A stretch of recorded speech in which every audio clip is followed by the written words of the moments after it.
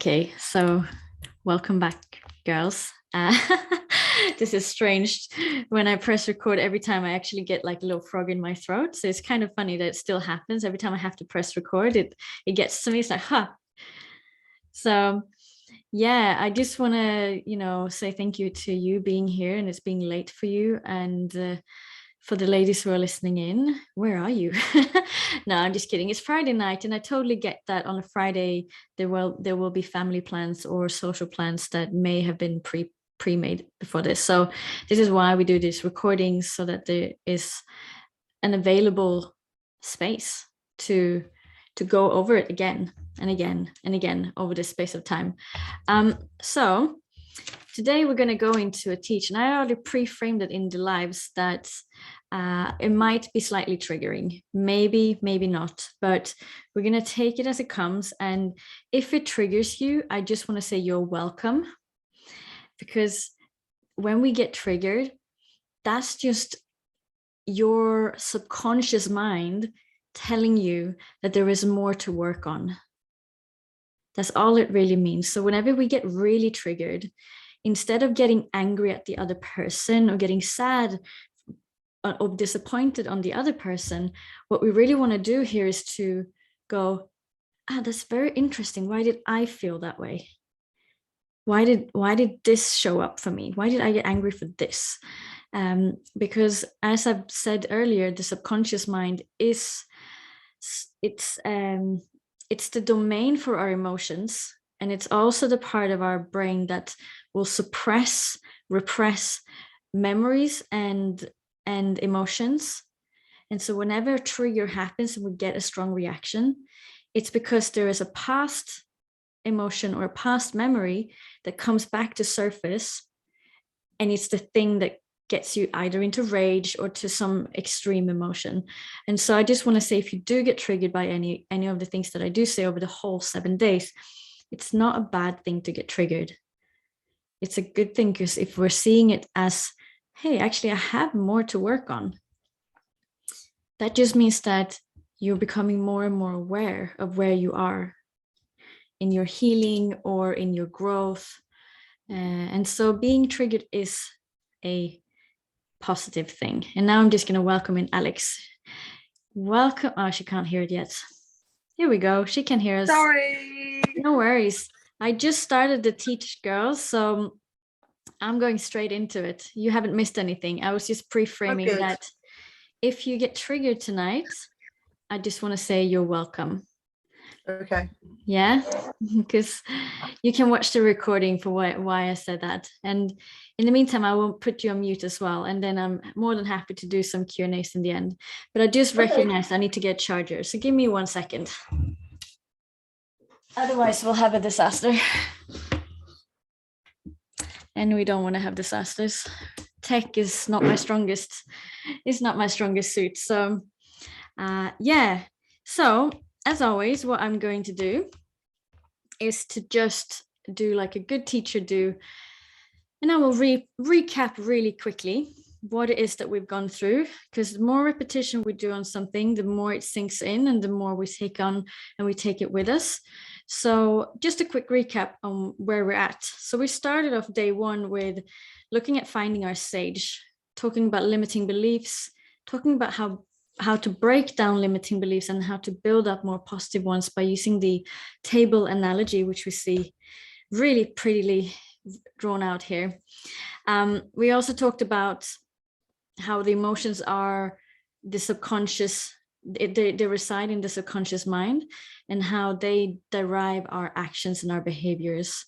And we also talked about why self-talk is such an important thing to start to pay attention to, because it's the thing that kind of is the gateway to what we are already believing the world is like. And so if I have a negative self-talk, it's just a reflection of what's going on the inside. And then therefore, if I stop having a negative self-talk, at least going from negative to neutral, and eventually going from neutral to positive, my beliefs in my subconscious mind, because the subconscious mind, it takes everything literal, which is why we believe in Santa Claus and Tooth Fairy when we're kids. So the subconscious mind takes everything literal. The only difference between us grown-ups and when we were 7 was that we now have a critical part of our mind that starts to reject information, but the subconscious mind can still believe everything if we repeat it over and over and over again. Yeah.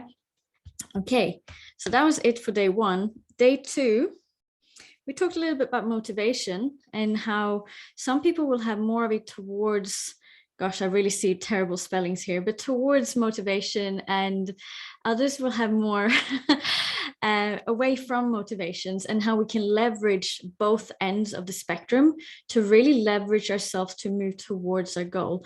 And remember what I said about subconscious mind. It only takes literal. So the more clear we can be with what we want and focusing on what we want and not what we don't want, meaning how we frame things, like instead of saying I want to lose 25 kilos, it's like I want to be a size 10 or whatever that's going to be, because that's what the subconscious mind is going to have you focus on.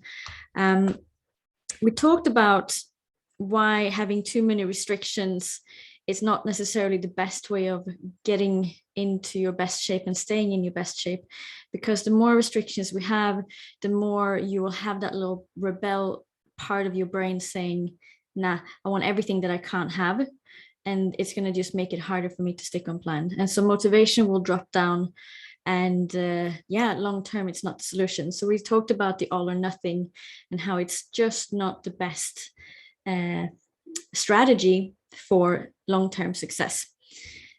And we just briefly also touched about that there is a happy medium where we have some restrictions, meaning that we're talking about a caloric restriction, but we can allow things that we enjoy into our diet as long as we have restraints.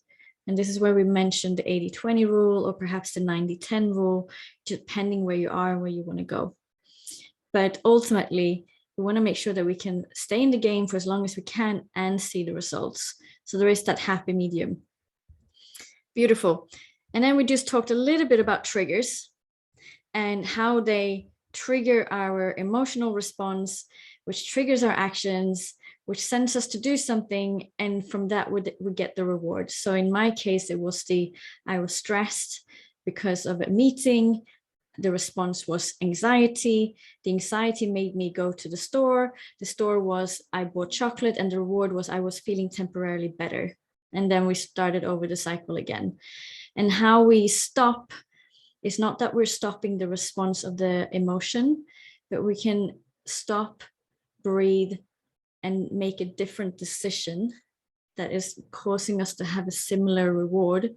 So in the case of this, having lowering anxiety could be going for a walk, or meditating, or talking to a friend on the phone, or something like that. But we also said that if I've stopped, if I've taken a breath and I still go for the chocolate, I'm okay, because at least I wasn't running on autopilot, right?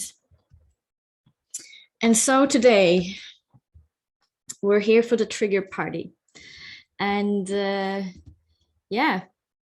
let's do it.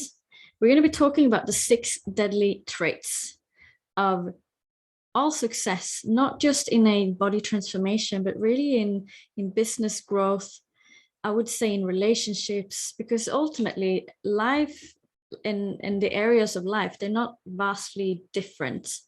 The principles, they are applying to all areas really. But I want to give you the 6 traits. And as I said earlier, if you're getting triggered by anything that I say tonight, that's a good thing, because it just means that there is a part of you that believes that it's true. And there's a part of you that needs to resolve something. So we're all clear. I pre-framed it, so don't hate on me if you get angry or upset. Yes, I don't think you will, but I'm just going to pre-frame it. So there are 6 P's, by the way. The first P, it's here. We got the perfectionist.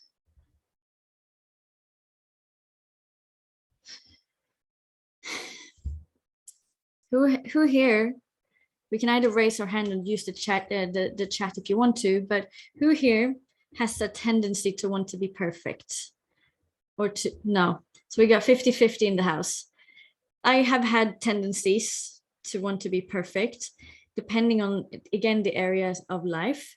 But the perfectionist is really the person who needs to like line up all the ducks in a row before we take the action. It's like, well, I need to just make sure that my hair is like this, the lipstick is like that, the eyeliner is like this, and the lighting needs to be perfect. And then I also need to get the best camera, a microphone, and maybe I'll start to do a video recording. Maybe I'll start to do this thing that I wanted to do. Or you get the picture. So the perfectionist is really someone who would have practiced the live 1,000 times before actually going live and going, I'm just gonna, oh no, maybe I shouldn't say that.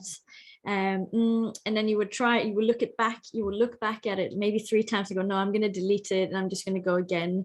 And so the perfectionist is that she just doesn't really get anything done, or she does, but it takes a very, very, very long time.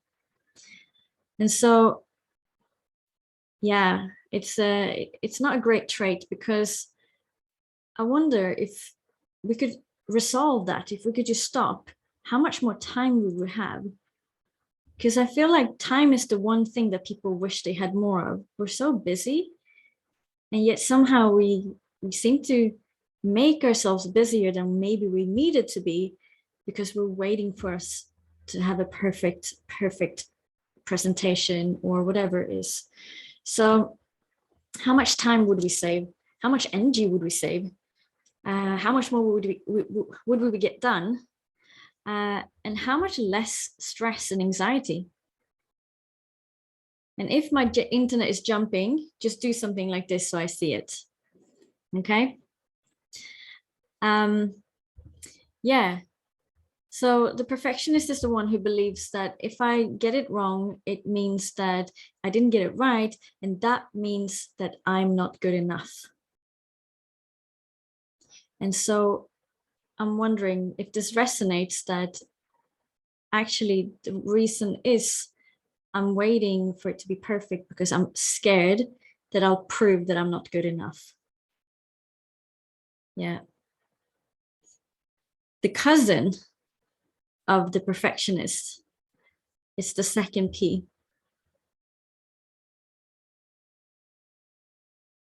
Oh, you see this poor writing. We got the procrastinator. And the procrastinator is the person who says, I'll do this first thing in the morning. Or it's that person that waits until just before deadline before he gets the assignments done. But what if you continue to procrastinate because of the story of, what if it doesn't work? What if it would take me a lifetime? And then it comes around a time where you've waited so long, and then it's like, shit, now I'm going on holiday. Now I don't have time to get into that summer body. Summer is around the corner, but most people will still wait until probably May. And then they go, well, actually, there's no point, because I'll just do it for the next year instead, because now I don't have the time. And so we procrastinate on the things that we know we should be doing. And yeah, the problem really is, why do we do it? Like, why do we procrastinate? Again, it can come back to the feeling of, maybe I'm not good enough, maybe I'm not worthy. So I'll continue to procrastinate because maybe I actually don't believe that I'm worthy of the thing that I actually say I want. So I'll say I'm going to do it. I'm going to do it. But then there's still a part of me that just goes, I'm still not doing it. And so what's the purpose? What's the purpose? Because it can cost you so many opportunities, and it really slows you down from being that best version. That version who has everything. Because success is just daily things we do, small things, easy things that we don't do, which then don't lead us to the results that we want. Does that make sense? Yeah.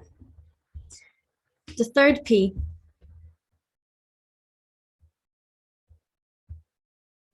is the periodic. The periodic is the person who is inconsistent. Bear in mind that these tie in together, all of these can somehow mesh together. And as I said before Alex came on, when I did this the first time and looked at it, I'm like, shit, I am all 6. Maybe not all 6 at all times, but I have the traits. We all have the same traits. It's when and how often and for how long they're being expressed that changes where we are in life. Because every human in this world will have the same traits. Some will just express more kindness, whereas others might express more drive. But we have it. But it's when they're being expressed and how often that changes the game. So no one is better than anyone else. It's just what we're utilizing and what's already inside of us that changes everything. So the periodic, anyway, is the person who says, I'm going to eat well, and then just stops because he doesn't feel like it anymore. Or, I'm going to do this really well, and then Friday night hits and you're not even showing up to the call. Just kidding. For the girls listening in, I love you. There's not a harm. You have the replay, but I just like to take the piss. It's definitely on a Friday night. And so if you were in a new relationship, or even in your old relationship, but especially in a new relationship, and your partner would go, and you guys would be super affectionate, and your partner would be this really super affectionate guy, and then all of a sudden he's just ice cold, and then he'll be super affectionate again, and then he's ice cold. Is this someone that you can truly trust? I don't think so. At least I don't think so. Because it's our intentions and how we show up that matters more than how good we show up. It's that we show up and that we're being consistent. That is super important. Because otherwise, and this goes because I'm giving you the partner example, but what if it is you that you don't trust? Because you're only showing up sometimes and sometimes you don't. So my biggest argument to building up self-confidence is that we need to do things that we say we're going to do and just keep those promises to ourselves, which means that we're going to not have the all or nothing. We're not going to have the 100% switched on, no enjoyment forever. But for the things that we say we're going to do, those are the things we're going to show up for. Because if we don't do those things, we break down the trust in ourselves. And when we talked earlier about self-worth, we talked earlier about whether I'm good or not good or good enough. Those are the things that's going to make me feel like I'm good enough, because I'm saying I'm going to do this and I follow through. Okay. So being a periodic is not good because we start to break down the self-belief. I will never be able to do it because I just show it in the past. I'm just so inconsistent. And bear in mind, again, it's not about being great all the time, but it's the intention behind what we're doing. Yeah. So if we're implementing what I talked about last time, the 80-20 rule, and actually having a bit more of a, I would call it holistic, sustainable approach to weight loss, actually, we don't need to be periodic anymore because we're more fluent with the waves of what life gives us, but the intention is there. I'm intending to be the best version I can. I'm intending to be, my intention is for my health and my well-being. And sometimes that means I'm going to go out and have a glass of wine with my girlfriends. Sometimes that means I'm going to show and eat that salad. But it's the periodic, I'm going to be all or nothing, that breaks down the self-belief. That's one of the key things I'll teach, is that we can't not keep the promises that we say to ourselves. And yeah, the same thing goes if you, I don't know how many of you guys would like have run a business or like is involved in running a business, but the thing that matters the most is that you show up as a leader. And I talk about, like, we are all leaders, we're leaders of our life. And so consistency is that thing it's everything. And so, yeah, the secret recipe for success in any area of your life, whether it's health, wealth, relationships, it's consistency. It's showing up and just doing the best you can at that given day. Sometimes the best we can is 80%. Sometimes it's 60. Sometimes it's 100. But it's about showing up as the best that we can. Yeah. Awesome. So the next one, we call it the pretender.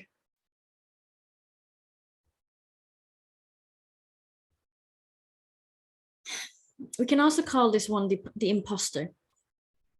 And the imposter is someone who believes that they are stepping into an identity that isn't theirs. How many of you have felt like an imposter at some point in your life, like in any? Yeah. Now, here's a food for thought though. What if you can only break the imposter feeling by actually being an imposter? And let me go a little bit deeper on this one. Because here's the thing. Who you are today got you to today. And so if you want to be something more, you have to be something more, which means that there's going to be a temporary gap or switch between who you are and who you want to be. And so you need to behave like the person you want to be to become that person. Does that make sense? We have to behave in a certain way to become a certain way, which means that it might feel slightly weird to be that person. If you're taking on a new job and you go, it's a job, I got this job, but it's not my expertise. And here I am, and I got this job, and I feel really like I have this imposter syndrome. Like, I don't know what I'm doing. Why, like, how am I going to show up? And so we feel this imposter feeling. But we step into the role, we do as much as we can, and we get better, and we get the skills, and we get the learnings, and all of a sudden we have grown into that person. And then we're acing that job. And then we might be getting a promotion and go like, oh shit, now I'm going to manage a team, but I don't know how I manage the team, and I don't know. And so we step into a new role. But it's always that part of, I need to feel a little bit like I'm not in my right shoes to become something greater. And greater, I don't mean that we're not good enough. I'm just meaning that there is a path and we're always growing and evolving. And so what if we need to evolve to achieve the goals that we want? What if we need to like shed the skin of our old self? I just need to open the chat because I haven't even seen it. Yeah, put on a mask until it becomes a face. I love that. Fake it till you make it. Yeah, exactly. Or reel it till you feel it is another one. And so what if we need to shed the skin, some of those things that we do, in order to make space for new ones? So there will be a period where you're going to feel like I'm not fitting in. For example, when we start to change our behaviors around food, and all of a sudden you go out with your friends and you're going to have dinner, and they go like, but why are you eating that? You always go for the pasta. Why are you choosing a salad this time? Is something wrong with you? And you're trying to step into this new identity of, actually, I just choose differently now. It's not making me better or worse. I'm just choosing differently according to the new identity that I'm creating for myself. And so we're going to have periods when we are being questioned by others, like, what's wrong with you? Why you want to change? You're good as the way you are, or we like you the way you are. Why you don't need to do anything differently. So there will be a period where we might be questioned by others of our intentions for what we're doing. Bear in mind that when, and I know I'm going to digress a little bit, but when we are getting feedback, because it's just feedback from our peers that we perceive as negative, it's because we're taking on what we believe they believe about us. But also, if they say something negative to us, it is still only a reflection on their internal world. Perception is projection, and I said that before. So what I feel inside is what I'm going to see outside. And again, so if someone just gets triggered by us making new choices, as in, no, I want to eat the salad, or I don't want to drink the alcohol tonight, or whatever it is, and someone has a response to that, or like a negative comment, it is only a reflection on themselves. And so we have to learn to armor ourselves from negativity and just understand that when someone comes with negative feedback, it is only about them. It is never about us. And really we can do it from the other way around. When someone comes with something positive, it is also just a reflection on them. It's not a reflection on us. But it's about armoring ourselves and being protective of the identity that we're trying to step into. Yeah. So it is necessary to feel a little bit like an imposter when we're trying to grow. And what if, in order for you to get your dream body, what if you needed to think like an athlete?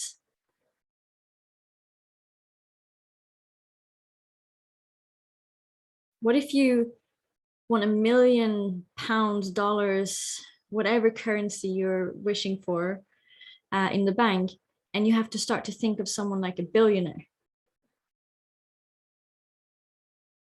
So in order to become the person that you think you want to be, you need to think bigger than you are today. Yeah. And you must be okay that in times you're just going to feel a little bit shaky because you're supposed to be more. And so we got to 2 more triggering ones coming up. Are you ready for this one? All right, here we go. We got the people pleaser. Can I get a booyah? Yeah, the people pleaser. It's the person who places more value on what other people think than what they think of themselves. They want to make sure that everyone else is doing okay before they do. It's the person who puts their needs last. The people pleaser is worried about haters, and they will also question people's intentions and goals. Like they will just be concerned about the outside world. Yeah, we get a hand up from Alex going, I feel like she's writing something as well. Yeah, the people pleaser is also the one who don't speak up because they don't want to offend anyone. And they hold themselves back from their own ability because they care too much what other people think of them and what other people's needs are. So they will hold themselves back.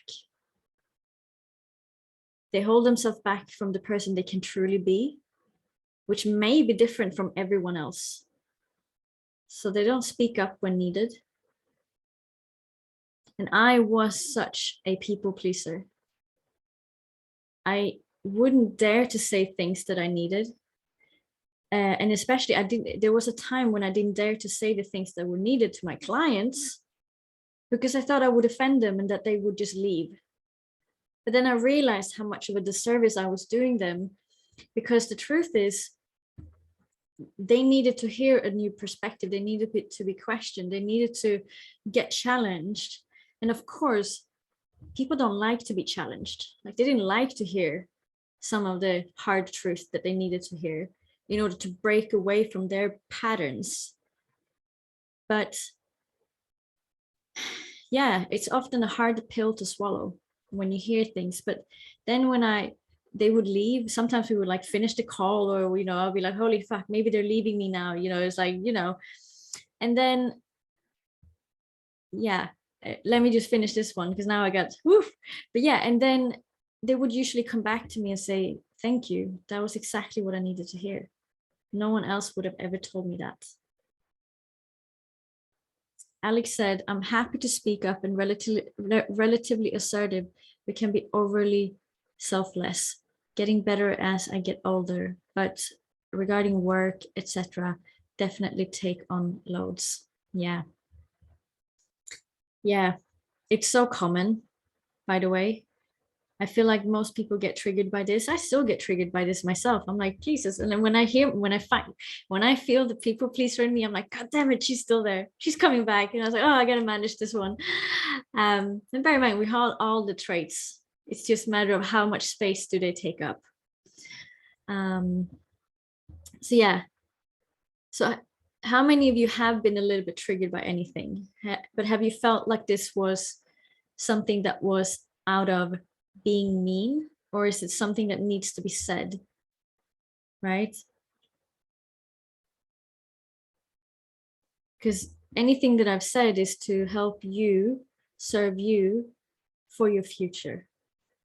And so now I'm not scared of saying it as it is, because I'm committed to helping you and all of my clients to shift.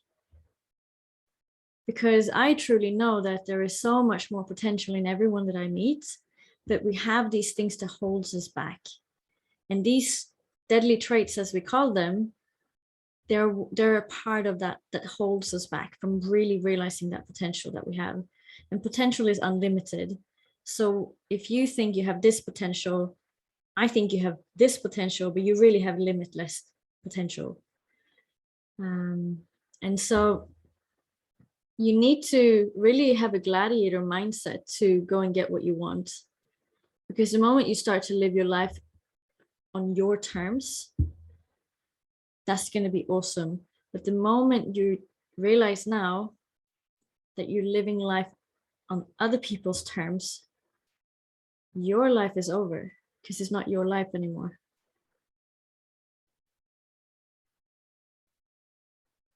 So the people pleaser is terminal, because if we're constantly living life worrying or considering, and I'm not saying that we should not be kind and considering, but when we're doing everything at the expense of ourselves and our own and our goals, and that's when it becomes terminal, because now the life that we live is not ours anymore. We're just giving it away to the people that we love. But that's not necessarily love.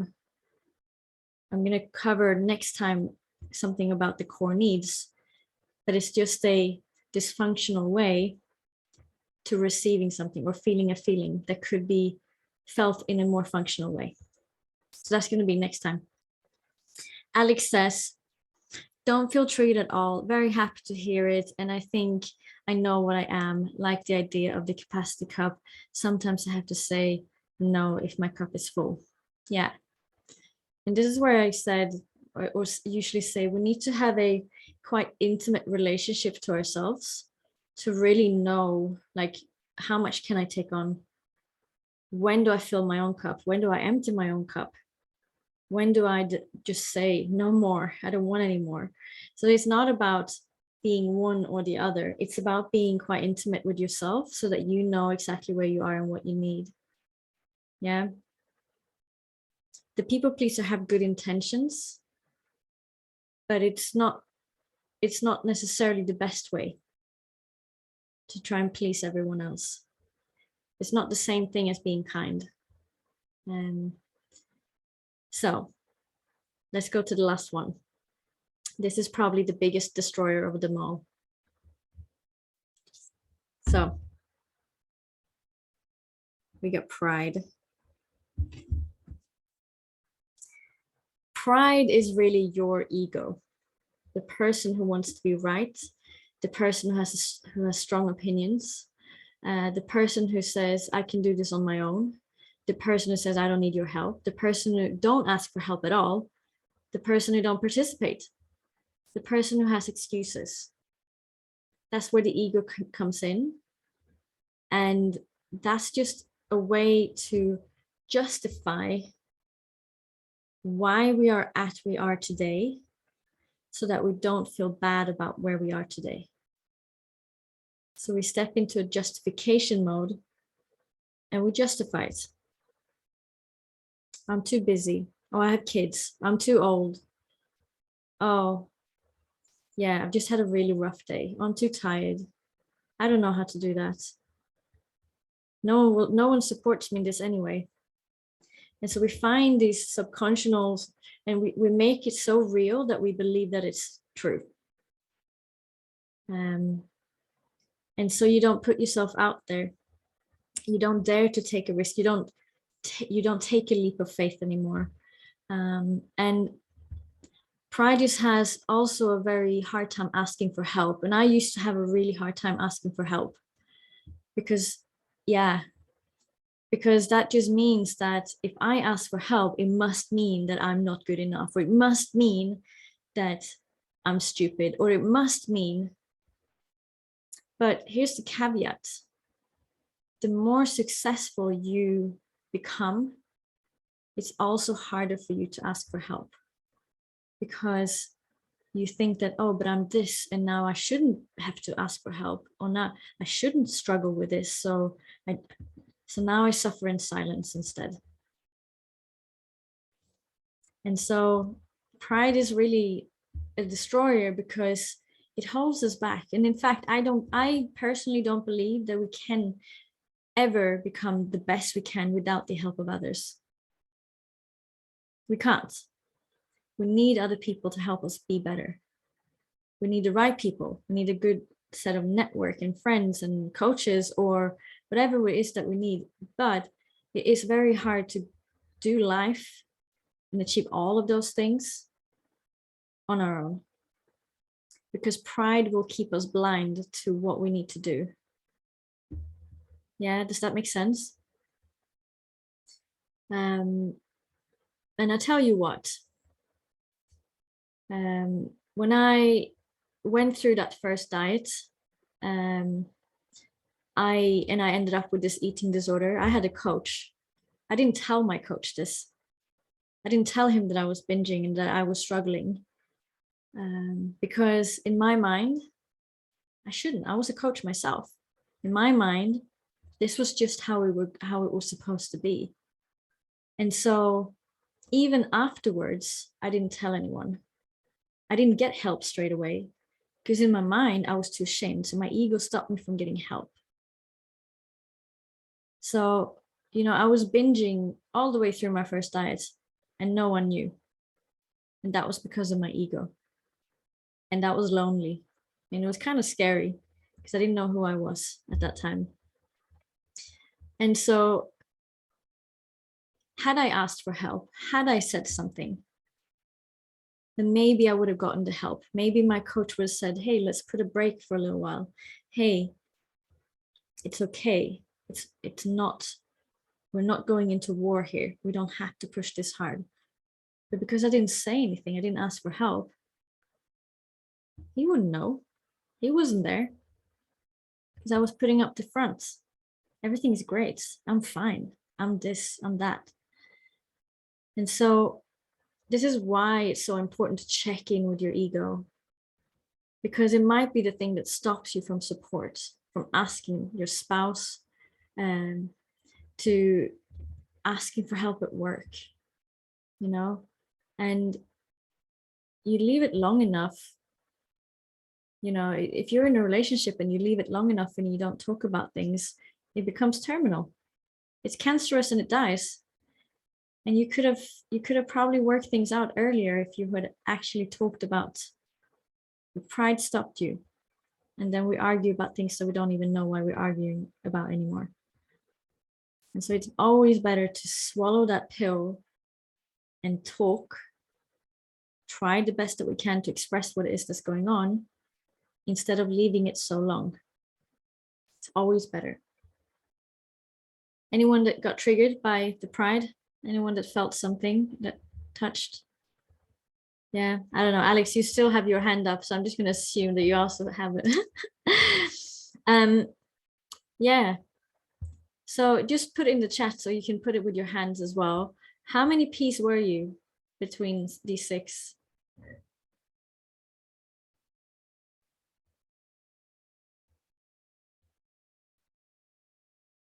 All. Yeah.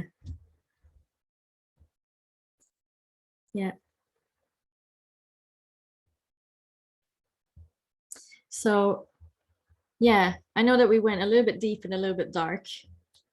A little bit deep and a little bit dark, but how much are we loving this program so far?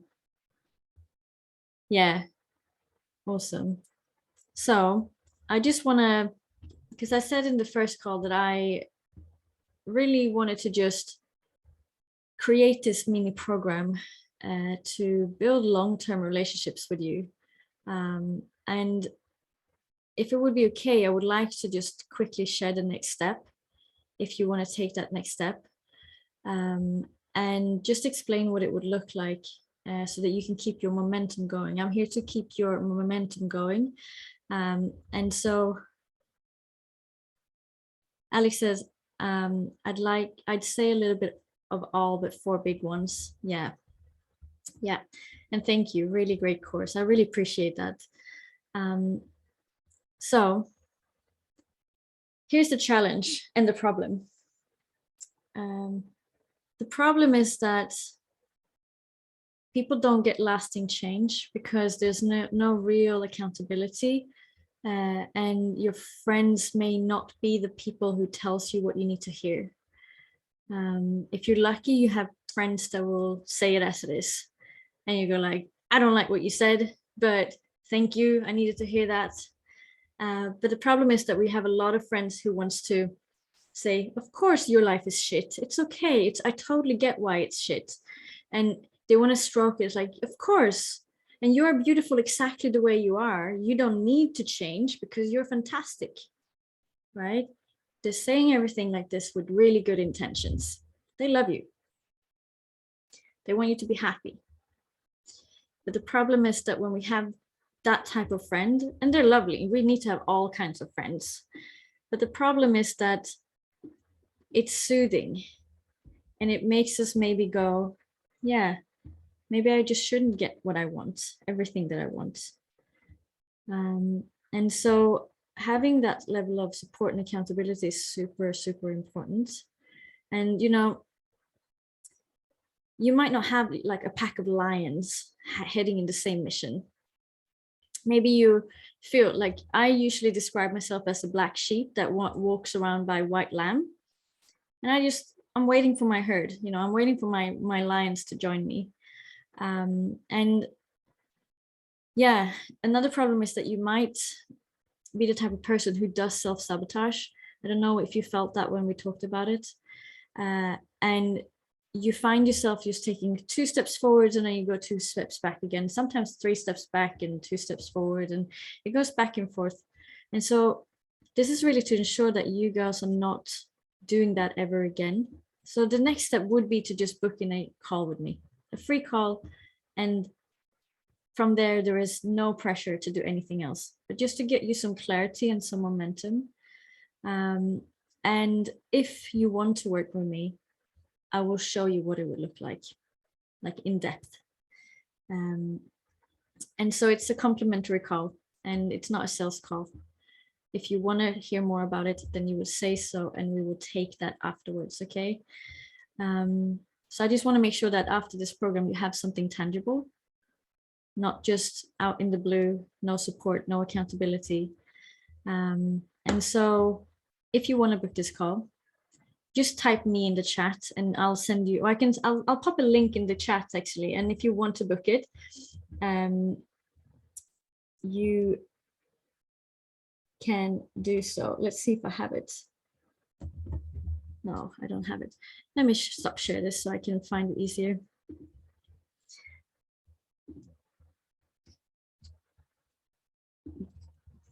Boom.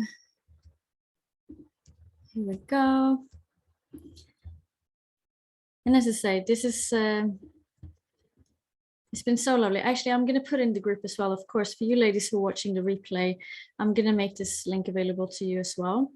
And if you want to book this call, then find a time that works for you. And let's just get some clarity on where you are today, where you want to go, what's actually stopping you, what's standing in your way from that, and then if and how I could help you in any way.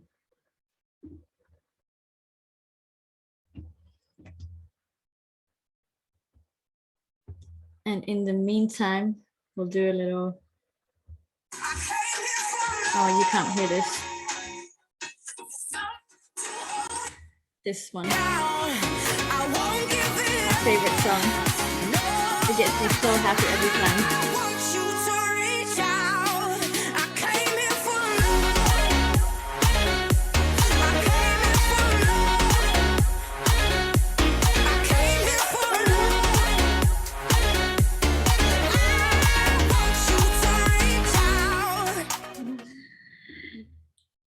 Amazing. I'm gonna just, I'll quickly just put this on because I did have a little slide for this, what it actually would be when we talk.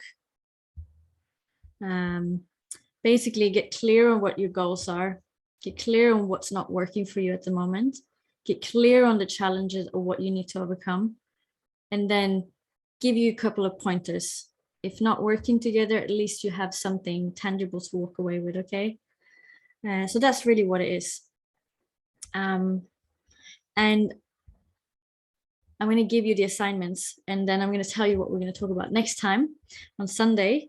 Can't believe that we're already on day 5 today. Basically, as always, go in and just put your key takeaway, get that cemented into your nervous system, what you're taking away from this. And then I have really, it looks like a lot of homeworks, but you have 2 options. And they're beautiful, beautiful exercises. Can be a little bit uncomfortable. Basically what I want you to do, if you want to go with a hardcore version, you're going to do the eye gazing. If you want to go for the soft core, you do the massage. Or if you really want to go for it, you do both. Yeah. With the eye gazing, why I put it in here, it's because we're often not enough intimate with ourselves. We don't give ourselves the time to just sit and appreciate who we are. And so, you say that the eyes are the gates to the soul. It's the gateway into the soul. And there's a very profound thing that happens when you look yourself in the eyes for some time. You don't have to say the affirmations out loud, but it's about the intention and saying it and really telling yourself. It doesn't have to be these 3 affirmations, but like, I am lovable, I am enough, I am worthy, I am lovable, I am enough, I am worthy. And you say that over and over again, you're going to start to feel it eventually. You don't have to say it out loud, but also you look at yourself and it's going to get to a point, and I say 5 minutes because it can be 5 minutes, but it's going to get to a point where it starts to get a little bit uncomfortable. You start to think, oh, and they start to go, oh, look at these wrinkles, and like, oh, ooh, that's a gray hair. Oh, you start to like see all of these things that you want to judge yourself. But the point here is to accept yourself for all that you are and go, wow, I've earned these wrinkles, this gray hair. Fuck yeah, I'm a wise grown-up woman. Just like fine wine, just gets better with age. And so the point of this exercise is to have an intimate moment. Last group I said it out loud, like, does anyone here masturbate? And everyone's like, what? And like, I'm Swedish, so we just talk about sex all the time. Not really, but we're quite liberal, so we talk about things. But there is something about having intimacy with yourself, which is why I put the second one there as well. How often do you touch yourself? It doesn't have to be like your private parts, but how often do you actually touch yourself with that tender love and touch, that you could do with a partner, with your child, and just go like, wow, I just appreciate you so much. There's so much that I love about this body and about myself. And so these 2 are like 2 beautiful experiences if you do them. And obviously this is not something you're going to post in the group unless you want to share your experience. But I want to also give you the third one, which is next time I'm going to talk about state again and how we can increase our state, meaning our energetic vibrations in our body, so that we can quickly access a more resourceful state. So we can have unresourceful states, we can have resourceful states. I'm going to tell you what the components of that are next week. But just like I Came Here for Love song, it's an anchor song. Because when I play, it's like, oh, I feel really good. I'm happy. Wow, I feel this. And it happens quickly. It's quite instantly. And I just see Alex started dancing. So she feels it too. So it's a quick way of changing state. So what I would like for you to do is to find 3 songs that you just really like. And you probably already know some of them, but there will be some songs I don't know if you've ever been out with the girlfriends and it's like you used to dance to Usher or something, and then you go and walking around in the mall and they play Usher like really as like a loungy thing, and you just go like, yeah, yeah, and you go like, woo, all of a sudden I feel like I just want to party, but I was like tired, and all of a sudden I have energy. So I just want you to find 3 songs for 3 different states. One that makes you happy.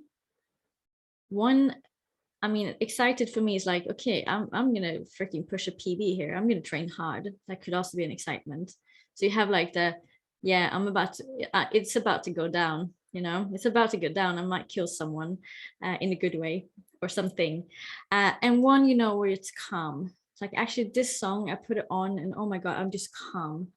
It just like rinses off me. So that will be your homework, and you can post them in the group and share. I love to see what people choose for these types of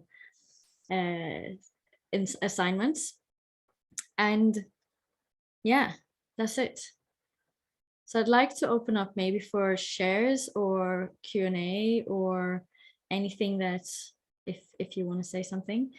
So yeah, and you're welcome to come off mute.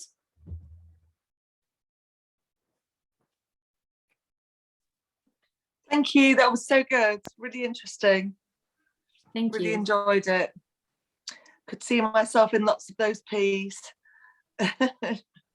Yeah, but I think we all can. And that's the point. Yeah. The point of this group as well is to bring together all these different individuals with very different lives and just realize that we are so similar. We have similar insecurities. We have similar like worries. We have similar, you know, traumas or whatever. We have all of these similarities. We look very different. And I like to use this time also just because sometimes I really do get the impression that people think that the people who teach us have their shit together all the time. The people who are in the limelight, they're literally like having their shit together. It's not like that. And I like to be very honest about these things. Like we're all traumatized. We all have insecurities. We all have things that we constantly need to work on and remind ourselves of. And I think that's the beautiful thing about it, that we just realize that shit, I'm actually never truly alone. So. It's nice that it makes the world quite small with having all these people in different places around the world, isn't it? Yeah. Or like thinking about the same sort of things. That's a good thing. Because you don't often get to meet people from Australia or Indonesia or wherever. Yeah. So that's really good. Yeah. Yeah, I love today's session because all these 6 deadly traits were like a mirror and, you know, facing ourselves and it's a reminder of what we need to work on, and these are really deadly. I'm so happy that, you know, I'm told these things today and I'm told to work on it, and I'm going to work on it, definitely. And I really love it. I'm really grateful. Thank you. Thank you so much. So next session, we'll tie some of these things together. I like to like tie things together. And then, yeah, you know, I really appreciate you girls. Emily, the call you were talking about, is it after the 7 days or before we finish the 7 days? With me, it can be whenever you find a time in that schedule, you just book it in. It could be, I think it could even be on Saturday, which is tomorrow. I think if there's time tomorrow, there's time tomorrow. If it's open in my diary, I'm open, I'm there. All right, I'll check with you, your schedule and mine as well. Yeah, sure. I also have a few questions since we started, and I've been noting them down. So it's, I don't know, about 4 or 5 questions. I will write them to you. I can put it in the group also. They might sound stupid also, but no. I want a clarification on these things. It's like for those fine lines between, for example, you talked about people pleasing, and then you want to be kind, you want to, you know, care for other people, you want to respect them. So I don't know where's the fine line. I mean, you know, these kind of questions, I will write them to you. Yeah, I will write them to you. write them in there, and I will do a live Q&A, and I will put it in. I will go live and I will answer them there, and then yeah, and we can also do it in the next session. We can bring them in again in the next session, but do that, and then I have something to do tomorrow as well. Okay. All right. So I will send them to you, or should I put it in the group? Anything is okay. Anything is okay. Yeah. Okay. Yeah. All right then. Awesome. So have a really good night, girls. I'm so happy you came for a Friday. Thank you. It was lovely. It was lovely. Really Thank fun. you. Yeah. Have a good night. Good night. Thank you so much. Bye. See you Bye-bye. Sunday.